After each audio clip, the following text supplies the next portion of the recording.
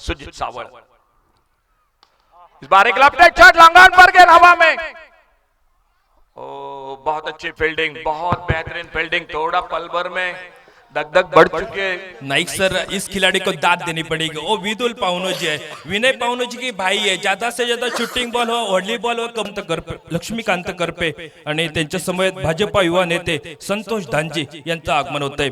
आपल्याला विनंती असेल आपण मुख्य व्यासपीठावर या। नाना खरोखर मला वाटतं आज किमान 60 ते 70 सह्या झाल्यात। ऑन साइडला बिरकावून दिलाय चेंडू, चेंडू जातोय तो सीमा। सुरुवात केली, बबलच्या विरोधात एक मोठा फटका आलाय षटकारापर्यंत।